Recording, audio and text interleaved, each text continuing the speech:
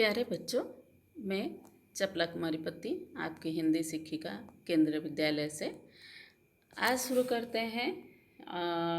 क्या निराश हुआ जाए पाठ कक्षा 8 का प्रश्न उत्तर। इसमें प्रश्न अभ्यास में तो आपके विचार से पहले देखते हैं। पहला प्रश्न देखो, लेखक ने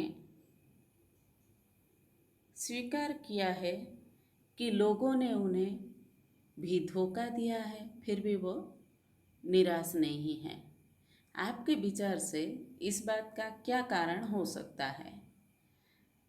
तो उत्तर देखो, लेखक ने अपने व्यक्तिगत अनुभव का वर्णन करते हुए कहा है कि उसने धोखा भी खाया है, परंतु बहुत कम स्थलों पर विश्वासघात नाम की चीज़ मिलती है। उनका मानना है कि अगर वह इन धोखों को याद रखेंगे तो उसके लिए किसी का भी विश्वास करना बेहद कष्टकारी होगा, और ऐसी घटनाएं भी बहुत कम नहीं हैं जब लोगों ने अकारण उसकी सहायता की है, उसके निराश मन को ढांढस दिया है और हिम्मत बंधाई है। लेखक जीवन के प्रति आशावादी दृष्टिकोण रखने वाले व्यक्ति हैं। टिकट बाबू द्वारा बचे हुए पैसे लेखक को लौटाना, बस कंडक्टर द्वारा दूसरी बस व बच्चों के लिए दूध लाना आदि ऐसी घटनाएं हैं जो उसे विश्वास दिलाती है कि समाज में मानवता, प्रेम, आपसी सहयोग समाप्त नहीं हो सकते हैं। फिर दूसरा प्रश्न देखो, समाचार पत्रों, पत्रिकाओं और टेलीविज़न पर आपने ऐसी अनेक घटनाएं देखी सुनी होंगी जिनमें लोगों ने बिना किसी लालच के दूसरों की सहायता की हो या ईमानदारी से काम किया हो। ऐसे समाचार तथा लेख एकत्रित करें और कम से कम 2 घटनाओं पर अपनी टिप्पणी लिखें। ये आपको खुद करना है, ये आप समाचार पत्रों में से ढूंढ कर लिख कर रखोगे। उस पत्रों का जब ये विवरण आप लिखोगे उस समय कौन सा समाचार पत्र है, उस पत्र का नाम और उसका किस दिन का है, उसका दिनांक, ये आप उसमें दे दोगे। उसके बाद उस घटना पर जो ऐसे अच्छी बात को वर्णन किया गया है उस पर आप अपना टिप्पणी लिखोगे। ठीक है। फिर तीसरा प्रश्न देखो, लेखक ने अपने जीवन की 2 घटनाओं में रेलवे के टिकट बाबू और बस कंडक्टर की अच्छाई और ईमानदारी की बात बताई है। आप भी अपने या अपने किसी परिचित के साथ हुई किसी घटना के बारे में बताइए जिनसे किसी ने बिना किसी स्वार्थ के भलाई, ईमानदारी और अच्छाई के कार्य किए हों। आपको ऐसी कोई घटना याद है जो आपके साथ बीती हो या आपके जान पहचान वालों के साथ बीती हो जिसमें लोगों ने आपकी अकारण ही कोई सहायता किए हो? तो अगर है तो आप उस पर भी अपनी टिप्पणी या उसके बारे में आप थोड़ा सा लिख सकते हो। ठीक है। उसके बाद आते हैं दूसरा प्रश्न, पर्दाफाश। इसमें पहला प्रश्न पर्दाफाश का देखो, दोषों का पर्दाफाश करना कब बुरा रूप ले सकता है? उत्तर देखो, दोषों का पर्दाफाश करना तब बुरा रूप ले सकता है जब लोग किसी के आचरण के गलत पक्ष को उद्घाटित करके उसमें रस लेते हैं। इसके कई कारण हो सकते हैं, जैसे किसकी बदनामी करना, आपसी दुश्मनी या बदले की भावना आदि को प्रकट करना, ये बात हो सकते हैं। ठीक है। इसके बाद और एक प्रश्न, आजकल के बहुत से समाचार पत्र या समाचार चैनल दोषों का पर्दाफाश कर रहे हैं। इस प्रकार के समाचारों और कार्यक्रमों की सतर्कता पर तर्क सहित विचार लिखिए। तो उत्तर देखो, आजकल के बहुत से समाचार पत्र या समाचार चैनल दोषों का पर्दाफाश कर रहे हैं। इस प्रकार के पर्दाफाश से व्यक्ति समाज में व्याप्त बुराइयों से, अपने आसपास के वातावरण तथा लोगों से अवगत हो जाते हैं और इसके कारण समाज में जागरूकता भी आती है। समाज समय रहते ही सचेत और सावधान हो जाता है, पर ये तभी सार्थक है जब इनमें सच्चाई, ईमानदारी और जन कल्याण की कामना हो। यदि इनमें किसी प्रकार का स्वार्थ यथा अपनी टीआरपी बढ़ाना, चैनल को प्रसिद्ध कराना या धन कमाना आदि हो, तो इन कार्यक्रमों की कोई सार्थकता नहीं रह जाती है। ठीक है, अब आते हैं कारण बताइए। देखो, कारण बताइए में प्रश्न देखो, निम्नलिखित से संबंधित परिणाम क्या क्या हो सकते हैं, आपस में चर्चा कीजिए। जैसे ईमानदारी को मूर्खता का पर्याय समझा जाने लगा। इसका अर्थ क्या हुआ? परिणाम भ्रष्टाचार बढ़ेगा। तो इस तरह इसमें जो दिए गए हैं इनका भी आपको बताना होगा। जैसे देखो, सच्चाई केवल भीरू और बेबस लोगों के हिस्से पड़ी है। दूसरा, झूठ और फरेब का रोजगार करने वाले फल फूल रहे हैं। तीसरा, हर आदमी दोषी अधिक दिख रहा है, गुणी कम। तो उत्तर में हम इसका परिणाम क्या लेंगे, देखो बताते हैं। सच्चाई केवल भीरू और बेबस लोगों के हिस्से पड़ी है, अर्थात क्या बढ़ेगा? तानाशाही बढ़ेगी और लोगों की सच्चाई में आस्था नहीं रह जाएगी। इसका परिणाम ये होगा। और दूसरा देखो, झूठ और फरेब का रोजगार करने वाले फल फूल रहे हैं। इससे समाज पर इसका क्या प्रभाव पड़ेगा? देखो, भ्रष्टाचार बढ़ेगा और ईमानदारी में किसी का विश्वास नहीं हो रहेगा। फिर तीसरा, हर आदमी दोषी अधिक दिख रहा है, गुणी कम। इसका समाज पर क्या प्रभाव होगा? एक दूसरे के प्रति अविश्वास बढ़ेगा। ठीक है, इसके बाद हम आते हैं दो लेखक और बस यात्रा। इसमें देखो, दो लेखक आपस में इस लेख में एक बस की यात्रा के बारे में पढ़ा है।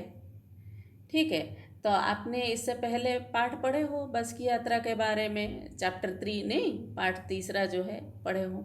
इससे पहले भी एक बस यात्रा के बारे में पढ़ चुके हैं। यदि दोनों बस यात्राओं के लेखक आपस में मिलते हैं तो एक दूसरे से को कौन कौन सी बातें बताते हैं, अपनी क्लास से, अपनी कल्पना से उनकी बातचीत लिखिए।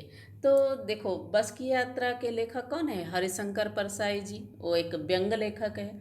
और इस पाठ के लेखक कौन है? हजारी प्रसाद द्विवेदी जी।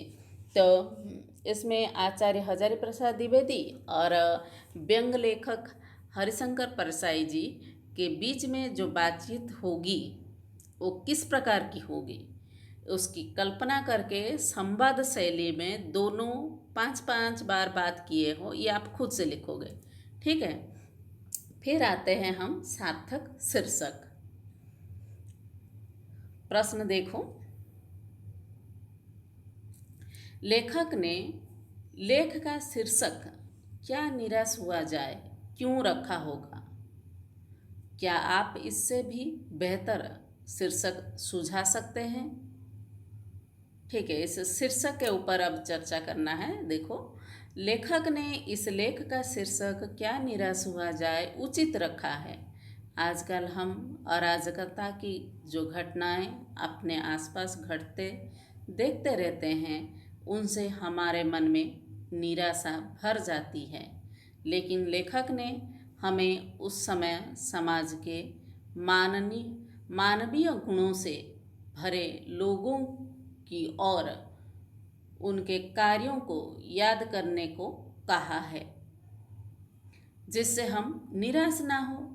इसका अन्य शीर्षक हम निराश से आशा भी रख सकते हैं। ठीक है। दूसरा शीर्षक क्या रख सकते हैं हम? निराशा से आशा, ये भी हम रख सकते हैं। ठीक है। उसके बाद आते हैं दूसरा प्रश्न, यदि क्या निराश हुआ जाए के बाद कोई विराम चिन्ह लगाने के लिए कहा जाए तो आप दिए गए चिन्हों में से कौन सा चिन्ह लगाएंगे? अपने सुझाव का कारण भी बताइए। देखो, इसमें दिया गया है चिन्ह, एक हाइफन दिया गया है, फिर फुल स्टॉप दिया गया है, एक फुल स्टॉप और क्वेश्चन मार्क भी दिया गया है। ठीक है। और कई सारे डॉट डॉट डॉट डॉट दिया गया है। इसका अर्थ ये बिंदुएं जो है आपको लगातार सोचने के लिए कहते हैं। उसके बाद फिर पूर्ण विराम दिया गया है। ठीक है। तो इस शीर्षक में हम कौन सा चिन्ह प्रयोग करेंगे जिससे हमें इसकी अर्थ जो है और अच्छे से पता चल सके? उत्तर देखो, क्या निराश हुआ जाए के बाद में प्रश्न चिन्ह, क्या निराश हुआ जाए प्रश्नवाचक चिन्ह लगाना उचित होगा, क्योंकि समाज में व्याप्त बुराइयों के बीच रहते हुए भी जीवन जीने के लिए सकारात्मक दृष्टि जरूरी है, ये लेखक बताते हैं। उसमें ही और एक प्रश्न है, देखो, आदर्श की बातें करना तो बहुत आसान है पर उन पर चलना बहुत कठिन है। क्या आप इस बात से सहमत है? अगर सहमत है तो तर्क सहित उत्तर दीजिए। ठीक है। उत्तर देखो, आदर्शों की बातें करना तो बहुत आसान है पर उन पर चलना बहुत कठिन है। मैं इस कथन से सहमत हूँ, क्योंकि व्यक्ति जब आदर्शों की राह पर चलता है तब उसे कई कठिनाइयों का सामना करना पड़ता है। असामाजिक तत्वों का अकेले सामना करना पड़ता है। वास्तव में लेखक हमारे या समाज में से ही पूछना चाहते हैं कि यदि हम समाज की अच्छाइयों की ओर ध्यान दें तो क्या हमें निराश होने की आवश्यकता है? अब आते हैं भाषा की बात। देखो, दो शब्दों के मिलने से समास बनता है। समास का एक प्रकार है द्वंद्व समास। समास 6 प्रकार के होते हैं, उसमें से एक प्रकार है द्वंद्व समास। और द्वंद्व समास के बारे में आप कक्षा 6 से पढ़ते हुए आ रहे हो, है कि नहीं? तो इसमें दोनों शब्द प्रधान होते हैं। जब दोनों भाग प्रधान होते होंगे तो एक दूसरे में द्वंद्व या स्पर्धा या होड़ की संभावना होती है। कोई किसी से पीछे रहना नहीं चाहता है। जैसे चरम और परम, चरम हाइफन परम, भीरू और बेबस, भीरू हाइफन बेबस, दिन और रात, दिन और हाइफन रात। इस तरह जब उसके बीच में जो ये चिन्ह लगा दिया जाता है तब हमें पता चल जाता है कि ये द्वंद्व समास है। और के साथ आए शब्दों के जोड़े को और हटाकर योजक चिन्ह भी लगाया जाता है। कभी कभी एक साथ भी लिखा जाता है। द्वंद्व समास के 12 उदाहरण ऐसे ढूंढ कर लिखिए।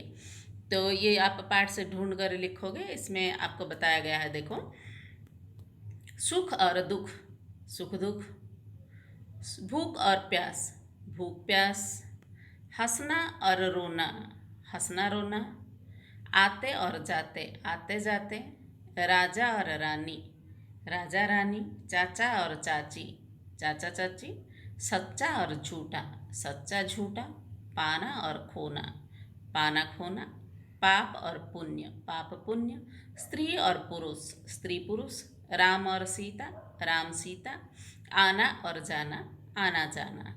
इस तरह ये आपके 12 द्वंद्व समास के उदाहरण हुए। फिर अब आते हैं दूसरे प्रश्न पर, भाषा की बात के। देखो, पाठ से तीनों प्रकार के संज्ञाओं के उदाहरण खोज कर लिखिए। ठीक है। संज्ञा 3 प्रकार के ही आप तो कक्षा 6 से पढ़ते हुए आ रहे हो, जानते हो। तो व्यक्तिवाचक संज्ञा, गांधी, तिलक, भारत, मदन मोहन मालवीय, ये व्यक्तिवाचक संज्ञा। फिर जातिवाचक संज्ञा, बस यात्री, मनुष्य, ड्राइवर, कंडक्टर, हिंदू, मुस्लिम, आर्य, द्रविड़, पति, पत्नी आदि ये सब हुए जातिवाचक संज्ञा। उसके बाद आते हैं भाववाचक संज्ञा, ईमानदारी, सच्चाई, झूठ, चोर, डकैत आदि। तो इस तरह हम तीनों संज्ञाओं के बारे में भी पाठ में से ढूंढकर ये शब्द आपको देना है, ये बता दिए। ठीक है बच्चों, धन्यवाद।